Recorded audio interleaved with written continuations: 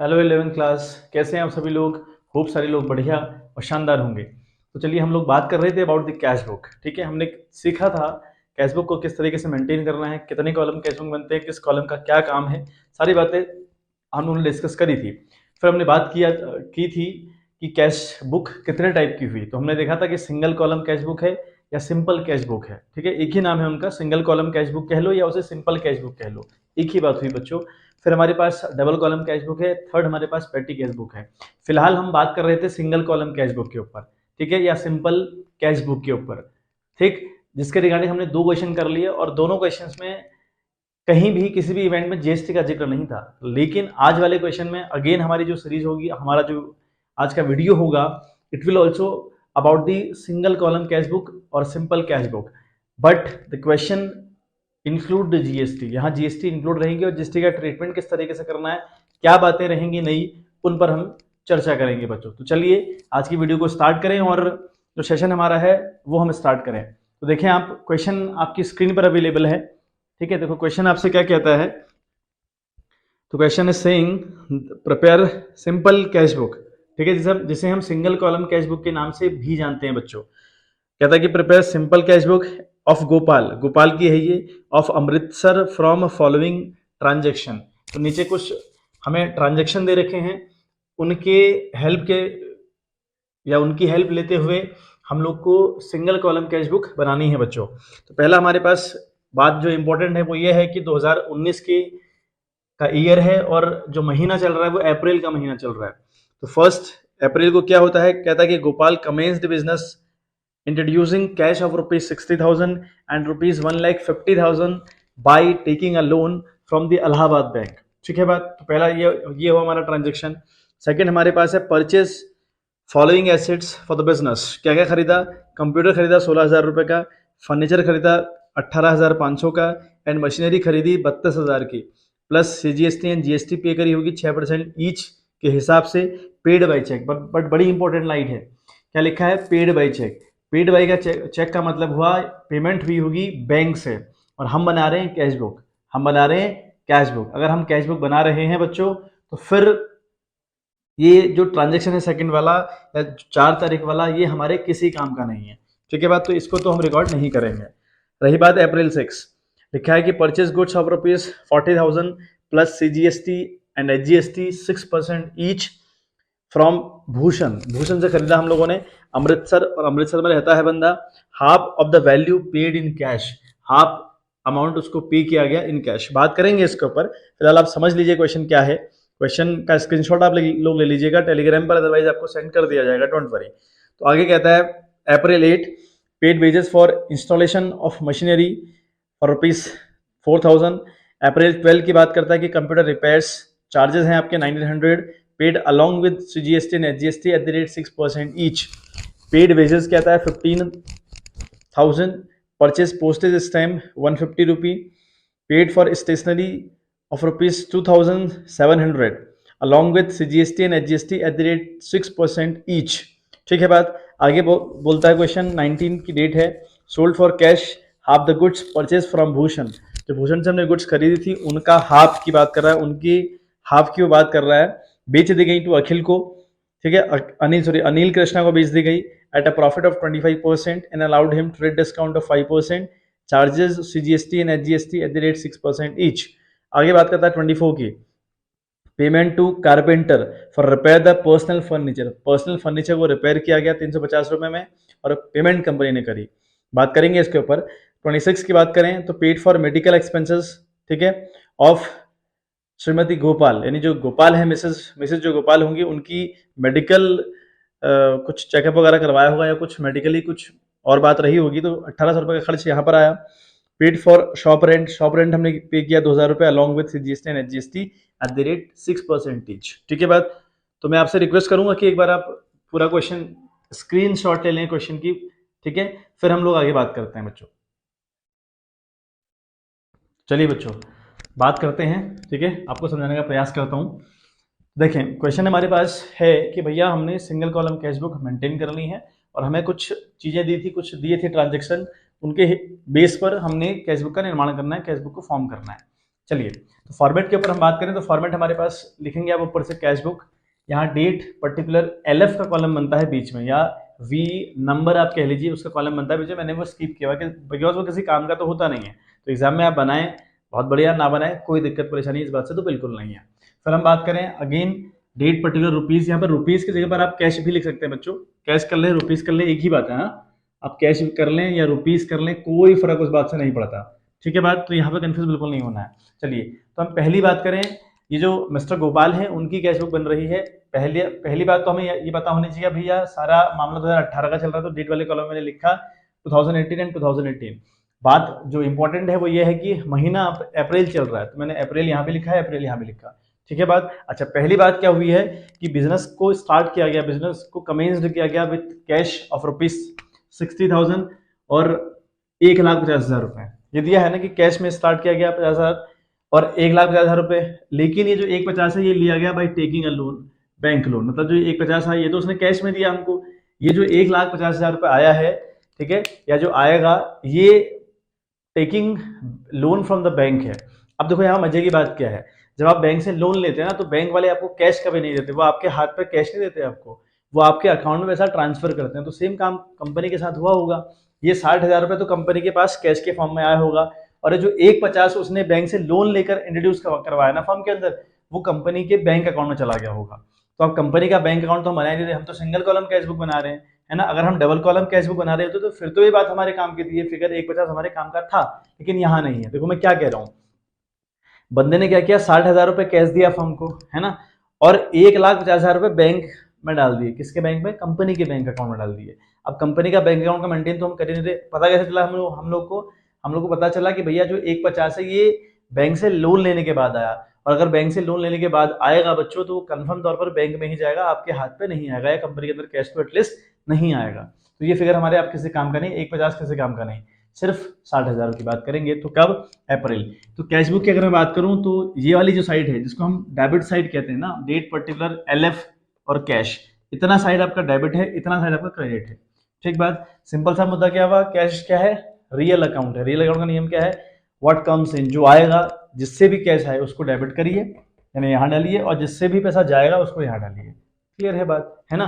तो ऐसे याद कर लें या फिर ऐसे याद कर लें कि जो ये वाली साइड है जिसको हम टू साइड कहते हैं, डेबिट साइड कहते हैं, वो इनकम वाली साइड है, और जो जिसको हम बाई साइड या क्रेडिट साइड कहते हैं वो खर्चे वाली साइड है। तो सारे खर्चे यहाँ पेस्ट करने हैं, बाई के नाम से बाई लिखोगे आप, और यहाँ पर टू करके लिखोगे और सारी इनकम को पेस्ट आउट करोगे।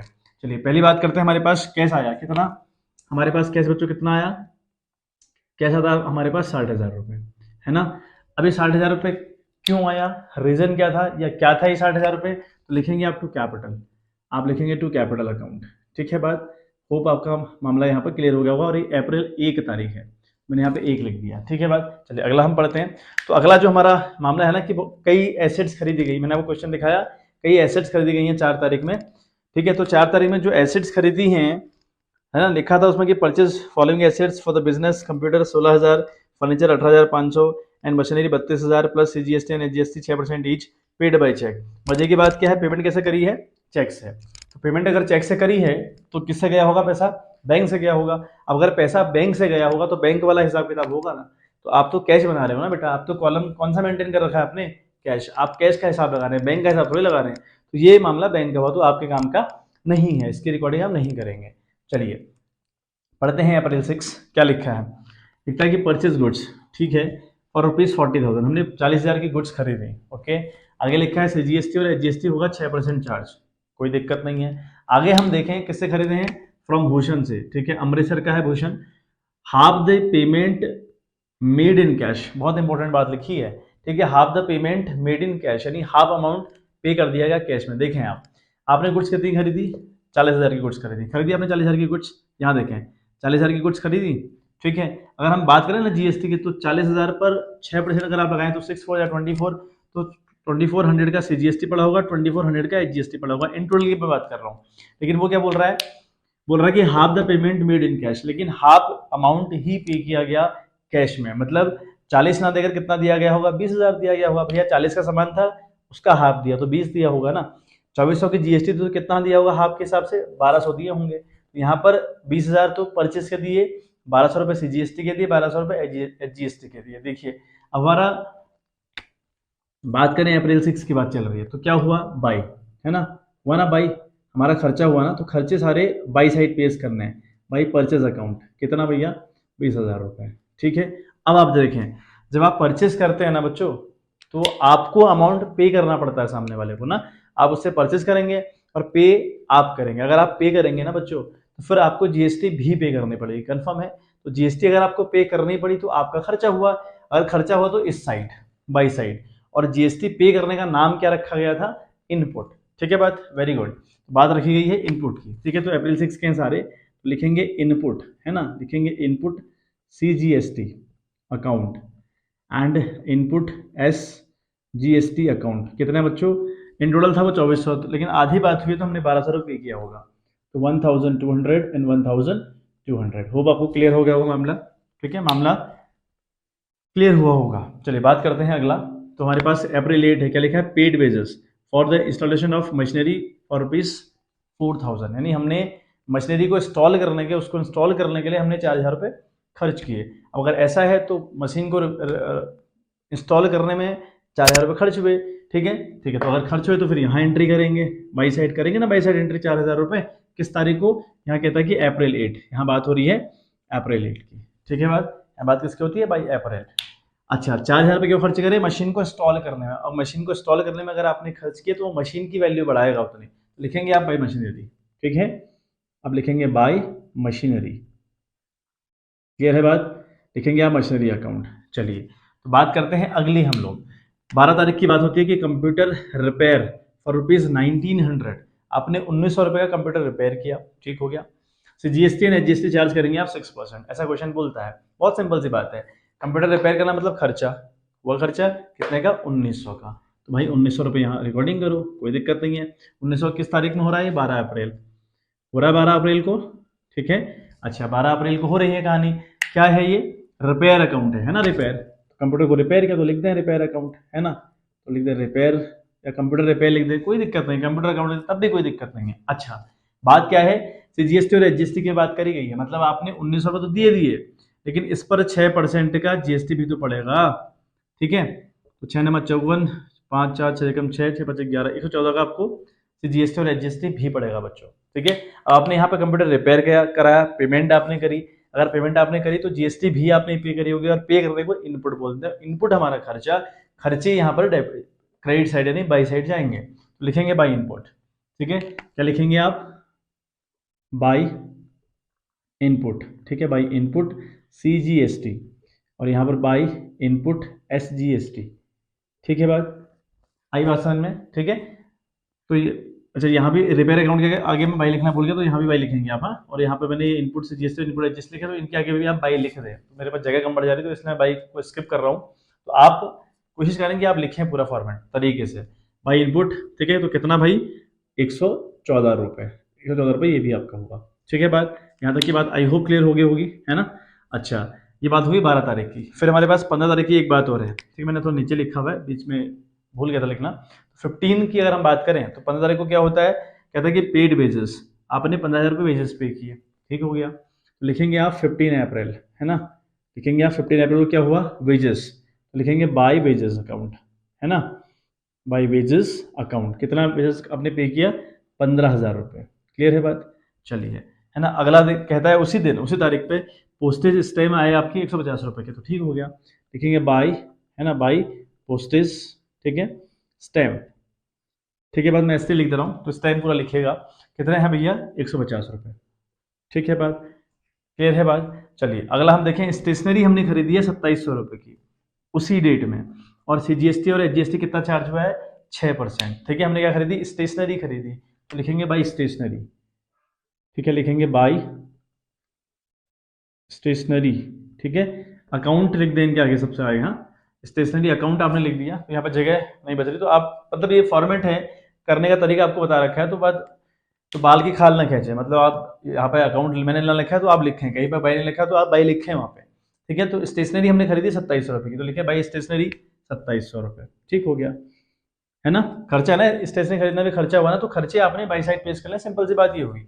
अब 2700 पर 6% की CGST और HGST पढ़नी है ना, इंटू 6/100 करोगे ना। CGST और HGST तो चार्ज करनी है, जहाँ पे लिखा है बात तो करना ही पड़ेगा आपको। तो क्या करेंगे आप, तो 2700 इंटू 6/100 करेंगे, या 2700 इंटू 6/100 आप लोग करेंगे। 0 से 0 कट आउट हुए तो 6 7 जार 42, कैरी 2 और 4 आ गया। ठीक है, 6 12 12 4 16, 162 रुपये। तो ये आपका 162 और 162। यहाँ पर भी आपको GST पे करनी पड़ेगी ना GST पे। और GST पे करने को क्या बोलते हैं बच्चों, इनपुट। ठीक है, तो लिखेंगे आप बाय इनपुट CGST अकाउंट। ठीक है, यहाँ पर बाय है ना इनपुट SGST अकाउंट। ये आपका हो गया काम, मामला खत्म। ठीक है बात। तो इतनी चीज़ें एक बार आप देख लें, होप आपको क्लियर हो रहा होगा। तो फिर हम आगे फिर धीरे धीरे बात करते हैं, धीरे धीरे बढ़ने का प्रयास करेंगे। तो छोटी छोटी बातें हैं बच्चों, समझते जाइए। बहुत सिंपल चीज़ें हैं, बहुत कोई रॉकेट साइंस नहीं चल रहा है, कोई बहुत बड़ी बातें नहीं चल रही, बहुत सिंपल चीज़ें हैं। प्रैक्टिस करिए, अपने आप आपको आएगा। ठीक है बात। बस बच्चे थोड़ा GST से लगने से हम थोड़ा परेशान हो जाते हैं कि भैया GST किस तरीके से होगी। तो बहुत सिंपल सा मामला हुआ, GST पे कर रहे हैं जहाँ पर इनपुट के फॉर्म में बाई साइड डालो, और जहाँ पर GST कलेक्ट कर रहे हैं जिसको हम आउटपुट GST कहते हैं, उसको यहाँ पर इनकम के तौर पर 2 साइड रिकॉर्ड करो। तो बस सिंपल सा तो है कैशबुक में है क्या, बाई साइड खर्चे पेस्ट आउट करने हैं, 2 साइड इनकम पेस्ट आउट करनी है। तो जब आप GST कलेक्ट कर रहे हो जिसको आउटपुट बोलते हैं, उसको 2 साइड पेस्ट आउट करो, और जब आप GST पे कर रहे हैं जिसको इनपुट बोलते हैं, उसको बाई साइड पेस्ट करो। सिंपल सी बात है। चलिए आगे देखते हैं। सोल्ड 19 की बात हो रही है, ये तो सारी 15 अप्रैल तक की बातें थी। ठीक है, आगे कहता है कि सोल्ड फॉर कैश। ठीक है, कैश में बेचा गया। ओके, क्या, half the goods purchase from Bhushan. ठीक है, half the goods purchase from Bhushan. अच्छा, पहले भूषण के बाद चलते हैं। अप्रैल 6 की बात है तो purchase goods for ₹40,000 GST HGST 6%, half है ना, फ्रॉम भूषण लिखा था, मतलब भूषण से आपने 40,000 की गुड्स खरीदी। ठीक बात, अब जरा समझें एक बार। हाँ, आपने भूषण से 40 की गुड्स खरीदी थी। अब यहाँ पे क्वेश्चन क्या बोल रहा है, sold for cash half the goods purchase from Bhushan. Bhushan से गुड्स खरीदी कितने की, 40 की। ठीक है, अब उसका हाफ कितना हुआ, 20,000 रुपए। क्लियर है बात, क्लियर है ना बात। Sold for cash half the goods purchase from Bhushan. Bhushan से गुड्स कितनी खरीदी आपने, 40 की, का हाफ कितना हुआ, 20। अब क्या कहता है क्वेश्चन। ठीक है, ये बेच दी गई टू अनिल कृष्णा को बेच दी गई at a profit of 25% and allowed him trade discount of 5%, CGST and HGST 6% रहेगी। क्या कहता है, भूषण से हमने गुड्स खरीदी 40,000 की, उसका ठीक आधा कैश में हमने अनिल कृष्णा को बेची, उसका ठीक आधा किसका, इस 40 का ठीक आधा 20 हुआ, हमने बेची 25% के प्रॉफिट पर अनिल कृष्णा को। अच्छा, 20,000 का 25% निकालेंगे अगर आप ना, तो जो 20,000 है उसका अगर आप 25% निकालेंगे तो आएगा 5,000 रुपये। इस तरीके से निकालेंगे 20,000 इंटू 25/100। अगर आप 0 से 0 कैंसिल करें, 25 2 50 होता है, तो 2 जीरो ये बच गया आपके, बच गया ना, तो 5,000 की बात हो गई। तो मतलब अगर 5,000 की बात हो गई तो ये गुड्स हो गया 25,000 रुपये की। करिएगा हाँ मेरे साथ साथ, ये गुड्स आप कितने की बेची हमने, 25,000 की। लेकिन अब क्या कहता है, कहता है कि भैया and allowed him trade discount of 5%, trade discount भी उसको 5% दिया गया। तो अब 25,000 का है ना, अब क्या करेंगे आप, 25,000 का क्या करेंगे, 5% निकालेंगे ट्रेड डिस्काउंट। वो आपका आता है 5,000 कैरी 2 5 10 12 1,250 का आपका डिस्काउंट आया। मतलब 1,250 रुपये आप लेस कर देंगे। ट्रेड डिस्काउंट को हम लेस करते हैं ना बच्चों, ट्रेड डिस्काउंट को आप लेस करते हैं ना, तो आप लेस कर देंगे। 10 से 5 गया तो 5 आया, यहाँ रहा 9 9 से 2 को 7, यहाँ 4 से 1 गया तो 3, तो यहाँ 23,750। तो अल्टीमेट लेवल पर आपने 23,750 की गुड्स बेची। किसको, अनिल कृष्ण को। कैसे, कैश में।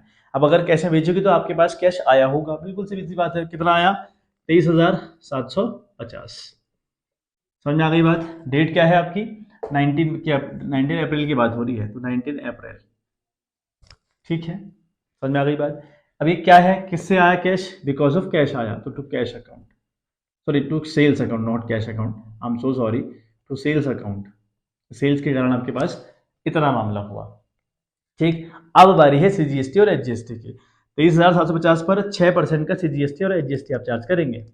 ठीक है, 23,750 पर आप CGST और HGST चार्ज करेंगे बच्चों, कितना परसेंट, 6%। ठीक है बात। ठीक है बच्चों, तो ये आपकी आएगी 1450, ये आपकी आ रही है 1450। ठीक, तो इतना का तो सामान बेचा आपने। अभी जीएसटी जब आपने सामान बेचा होगा ना, तो जीएसटी आपने कलेक्ट करी होगी। कलेक्ट करने का मतलब आपकी इनकम हुई, और जीएसटी अगर आपके पास आई या जीएसटी आपने कलेक्ट करी तो उसको आउटपुट बोलते हैं, और आउटपुट के फॉर्म में आपको इनकम होती है। और इनकम कहाँ आती है कैश बुक में? टू साइड, तो लिखेंगे हम लोग टू। ठीक है, क्या लिखेंगे? To output. ठीक है, टू आउटपुट CGST। ठीक है बात, ऐसे ही टू आउटपुट SGST। अकाउंट लिख दें, आगे मेरे पास जगह नहीं है, तो आप उस बात का ध्यान रखें। 1450 और 1450, हर बात के आगे accounts account account account account लिखा करते हैं हम लोग, और हर किसी बात के पहले, है ना, किसी बात के पहले बाय लिखेंगे, बाद में अकाउंट लिखेंगे। तो ये जरूर करें, कहीं पर अगर मैं मिस करूं तो आप ध्यान रखिएगा इस बात का, और फिर मेरे पास जगह का इशू रह जाता है, तो जगह के वजह से हो नहीं पाता। बट आप कोशिश करें कि ऐसा करना नहीं कि आपने भूल जाना है, ऐसा कुछ करना नहीं है बच्चों। ठीक है, तो इतने ट्रांजेक्शन हमारे हो गए, तो मैं ये जो दो तीन बातें और है मैं उनको लिखता हूँ पहले, फिर हम बात करेंगे उनके ऊपर। चलो बच्चों, तो आगे की जो कहानी है उसे कंटिन्यू करें हम लोग, है ना, जो आगे की कहानी है उसे कंटिन्यू करते हैं। तो देखो क्या लिखा है आगे। ठीक है, 24 की बात हो रही है। जितनी बातें थी वो मैंने कर ली थी, फिर जगह नहीं थी बोर्ड पे, तो फिर थोड़ा सा लिखना पड़ा दोबारा। देखें क्या है, पेमेंट टू कारपेंटर। तो कारपेंटर को हमने पेमेंट करी for repair the personal furniture, मतलब पर्सनल फर्नीचर को रिपेयर करने के बदले हमने कारपेंटर को कितने पे किए? 350। ठीक है, 350 की पेमेंट तो हुई है भाई, तो 350 तो यहाँ लिखेंगे। अच्छा, रिपेयर क्या हुआ? पर्सनल फर्नीचर, मतलब जो ओनर है उसका पर्सनल फर्नीचर हमने रिपेयर किया। अब अगर ओनर का कोई भी पर्सनल खर्चा कंपनी को बियर करना पड़े, कंपनी को झेलना पड़े, तो कंपनी उसे ड्राइंग कहती है। आप किसी भी कोई भी इवेंट ऐसा हो जहां पर बात हो रही हो ओनर की, मतलब वो खर्च किया गया हो, पैसा गया हो फॉर द पर्पज, है ना, for the personal purpose of owner, तो वो हमारे लिए ड्राइंग है। अब उसने मेडिकल की सुविधा ली हो, अपने बच्चे का एडमिशन कराया हो, घूमने गया हो, कुछ करा हो, हमारी वाला से कुछ करा हो, लेकिन हमारे लिए वो क्या है बच्चों? ड्राइंग है। तो इसे हम ड्राइंग कहेंगे, तो हम लिखेंगे बाई ड्राइंग। ठीक है बात, यहाँ हम लिखेंगे बाई ड्राइंग। अब ड्राइंग है हमारे लिए, ड्राइंग अकाउंट है हमारे लिए एक्चुअली। ठीक है, तो अच्छा कितनी डेट है यहाँ पर? तो कहता है कि 26 की डेट है। ठीक हो गया, आगे बात क्या करता है ना, आगे देखें। अच्छा 24, सॉरी आई एम नॉट, ये 26 नहीं, 24 अप्रैल है। ठीक है, ये अप्रैल 24 हम लिख रहे हैं ना इस सीरीज में, तो अप्रैल 24 लिखेंगे। चलिए बात करते हैं 26 अप्रैल। ये क्या होता है? Paid for medical expenses. अच्छा, मेडिकल एक्सपेंसेस आए किसके? अब श्रीमती गोपाल के, तो गोपाल की बीवी के। अब गोपाल की बीवी का खर्चा कंपनी थोड़ी झेलेगी, है ना। गोपाल अपने पर्सनल खर्चे अगर कंपनी से पे करेगा या कंपनी से पे करवाएगा, तो वो पर्सनल खर्चा कंपनी की निगाहों में हमेशा और हमेशा ड्राइंग रहेगा। तो ये भी आपकी ड्राइंग है 1800 की, ये भी आपकी ड्राइंग है 26 तारीख की। तो लिखेंगे आप अप्रैल 26। क्या है ये? बाई, ये भी आपकी क्या है बच्चों? बाई ड्राइंग, ये भी आपकी ड्राइंग है। बाई ड्राइंग अकाउंट कितने का? 1800 रुपये का, तो ये आपने लिखा। चलिए अब 30 तारीख की बात करें, तो अप्रैल 30 को क्या होता है देखें आप, क्या कहता है कि पेड फॉर शॉप रेंट। हमने शॉप, जो मतलब शॉप हमारे हमने खोली होगी, जो हमारा बिजनेस होगा, उसका रेंट पे किया 2000 रुपये। ठीक है, अगर 2000 रुपये रेंट पे किया तो बाई साइड आएगा, क्योंकि भैया पे किया है ना, खर्च हुआ है ना, तो खर्च क्यों हुआ है? By rent. क्या लिखेंगे आप? By rent account. ठीक है, डेट क्या है आपके पास? 30 तारीख है, तो अप्रैल 30 तारीख लिखे हैं आप यहाँ पर। चलिए भी हमने कर दिया। आगे क्या कहता है कि CGST और HGST भी है इस पर 6%। 6 दूना 12, 120 रुपये होगा ना। अगर 2000 का 6% निकालेंगे तो 120 रुपये होगा। सिंपल सी बात करें आप, बाई, है ना। यहाँ पर GST भी तो आपने पे करी होगी, और पे करने को इनपुट बोलते हैं। इनपुट का मतलब खर्चा, खर्चे जाएंगे बाई साइड, तो क्या किस नाम से? By input. By input CGST, account लिख लें आगे, हाँ, बाई इनपुट SGST। ठीक है बात, कितना कितना? 120 और 120, तो ये पूरा पूरा मामला हमारा रिकॉर्ड हुआ। ठीक है, अब हमने क्या करना होता है? अब हमने सिंपल सी बात देखो क्या करनी होती है। अब हमने क्या करना है, ये हमारी कैश बुक है। अगर ये कैश बुक है तो हमारी कैश बुक में इनकम कन्फर्म तौर पर ज़्यादा होगी, खर्चे कम होंगे। मतलब ये वाली साइड छोटी होती है और ये वाली साइड कन्फर्म तौर पर बड़ी होती है। तो क्या करेंगे आप? 60,000, 23,750, 1450, 1450, इन सब को ऐड करके यहाँ पे लिखेंगे। ठीक है, इन सबको ऐड करके बच्चों आप यहाँ लिख देंगे। ठीक है, जरा मेरे साथ एक बार जोड़ें। 60,000, 30,750, 1425 और 1425, ये हो रहा है आपका 86,600। ये आपका हो रहा है बच्चों 86,600। क्लोज करें अकाउंट। ठीक है, यही सम आप यहाँ पर रिपीट करेंगे। क्या लिखेंगे? 86,600।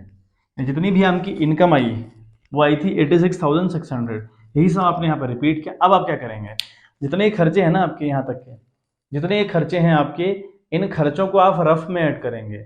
जो ऐड करके आपका आंसर आएगा उस एडिशन को इस 86,600 से लेस कर देंगे। ठीक है, लेस करने के बाद जो अमाउंट आपका आएगा वो कहलाता है by balance sheet. By balance sheet यानी क्लोजिंग बैलेंस उसको हम कहते हैं, या मैं आपको बताते हुए आ रहा हूं हर बार। और यहाँ पर डेट डालेंगे अप्रैल 30, मंथ का आखिरी दिन। ठीक है, क्या बोला मैंने, दोबारा बता रहा हूँ। इनकम को यहाँ पर ऐड करेंगे, जो एडिशन यहाँ पर आएगा उसी को आप यहाँ पर रिपीट करेंगे। अब इस एडिशन से जितने ये खर्चे हैं ना, ये सब लेस करने पड़ते हैं। तो काम क्या करेंगे? इन सारे खर्चों को, यहाँ तक जो खर्चे हैं 120 तक, इनको किसी रफ में ऐड करें। ऐड करके जो आपका आंसर आएगा उस आंसर को 86,600 से लेस कर दें।